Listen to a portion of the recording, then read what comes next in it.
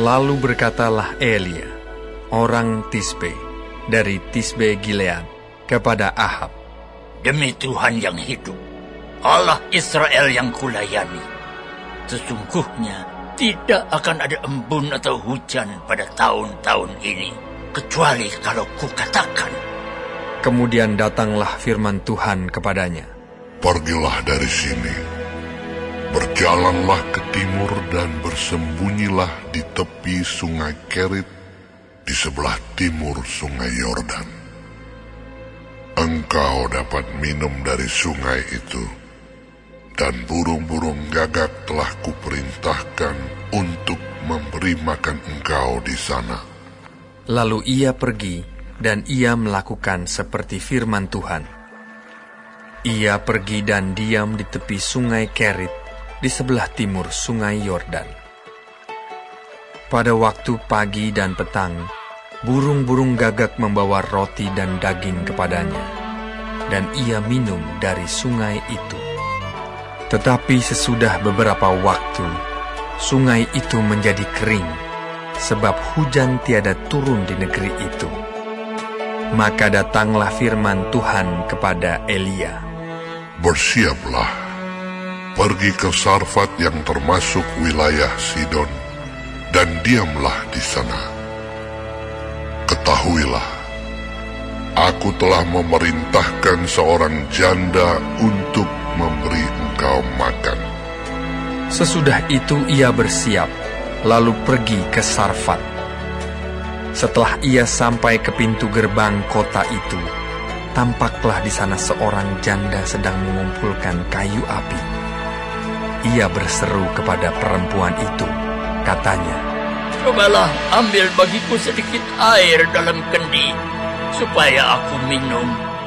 Ketika perempuan itu pergi mengambilnya, ia berseru lagi, "Cobalah ambil juga bagiku sepotong roti." Perempuan itu menjawab, "Demi Tuhan Allahmu yang hidup, sesungguhnya tidak ada roti padaku sedikit pun, kecuali segenggam tepung dalam tempayan dan sedikit minyak dalam buli-buli. Dan sekarang aku sedang mengumpulkan 2-3 potong kayu api. Kemudian aku mau pulang dan mengolahnya bagiku dan bagi anakku. Dan setelah kami memakannya, maka kami akan mati." Tetapi Elia berkata kepadanya, "Janganlah takut, pulanglah, buatlah seperti yang kau katakan. Tetapi buatlah lebih dahulu bagiku sepotong roti bundar kecil daripadanya, dan bawalah kepadaku. Kemudian barulah kau buat bagimu dan bagi anakmu.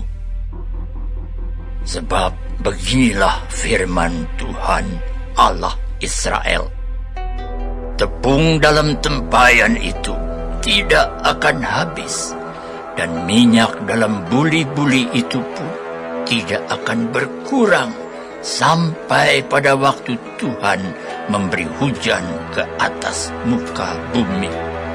Lalu pergilah perempuan itu dan berbuat seperti yang dikatakan Elia. Maka perempuan itu dan dia serta anak perempuan itu mendapat makan beberapa waktu lamanya.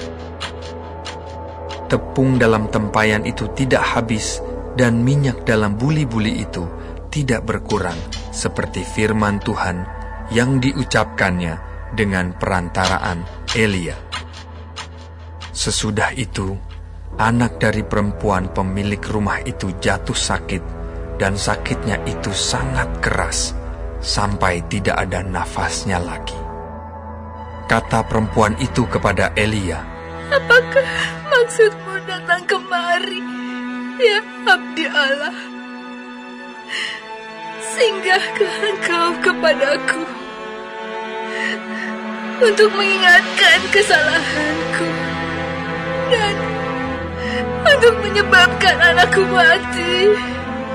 kata Elia kepadanya, "Berikanlah anakmu itu kepadaku."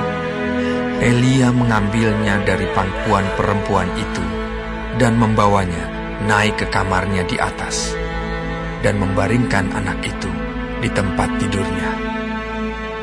Sesudah itu ia berseru kepada Tuhan, katanya, "Ya Tuhan Allahku, apakah Engkau menimpakan kemalangan ini atas janda ini juga, yang menerima aku sebagai penumpang dengan membunuh anaknya?" Lalu ia mengunjurkan badannya di atas anak itu 3 kali dan berseru kepada Tuhan, katanya, "Ya Tuhan Allahku, pulangkanlah kiranya nyawa anak ini ke dalam tubuhnya."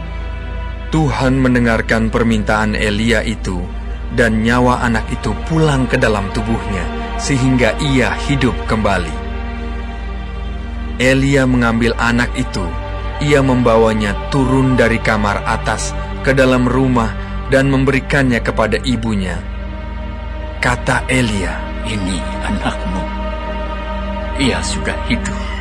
Kemudian kata perempuan itu kepada Elia, "Sekarang aku tahu bahwa Engkau abdi Allah, dan firman Tuhan yang Kau ucapkan itu adalah benar."